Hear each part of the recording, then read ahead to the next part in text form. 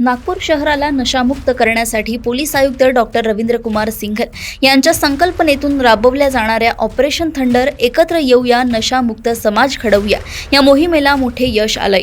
पाचपावली पोलिसांनी सापळा रचून एमडी पावडरची विक्री करणाऱ्या 2 अट्टल गुन्हेगारांना अटक केली आहे।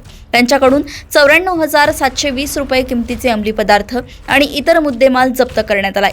मिळालेल्या माहितीनुसार 4 एप्रिल 2026 रोजी दुपारी पाचपावली पोलिसांना वैशालीनगर आंबेडकर गार्डन जवळील कलकत्ता रेल्वे लाईन परिसरात अंमली पदार्थांची विक्री होणार असल्याची खात्रीशीर माहिती मिळाली होती।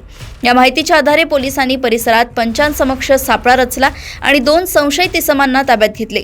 त्यांची चौकशी केली असता शेख आदिल शेख रसीद आणि आशिष सागर रामटेके अशी त्यांची नावे निष्पन्न झाली।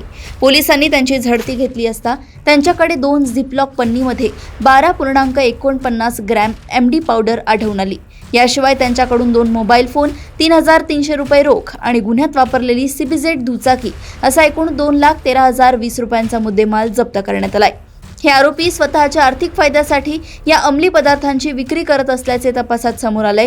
या प्रकरणी पाचपावली पोलीस ठाण्यात गुन्हा दाखल करून आरोपींना अटक करण्यात आली आहे। क्राईम रिपोर्टर विशाल सोबत ऐश्वर्या शिंदे यांची रिपोर्ट।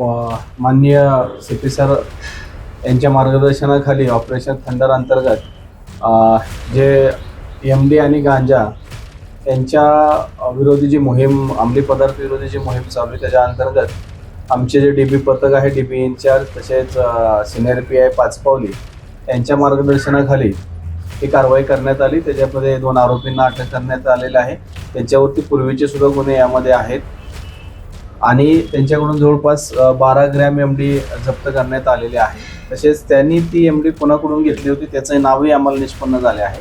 त्या आरोपी सध्या फरार आहे आणि आमचा पुढील तपास आमच्या PSI माझगावकर करत आहेत।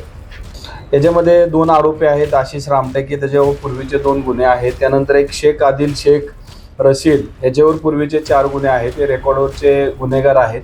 यांच्यापूर्वी त्यांच्यावर कारवाई करण्यात आली आहे, प्रतिबंधात्मक कारवाई करण्यात आलेली आहे। तरी सुद्धा हे एमडी बाळगताना विकताना आम्हाला मिळून आलेले आहेत। आम्ही त्याच्या अंतर्गत पुढील कारवाई करत आहोत।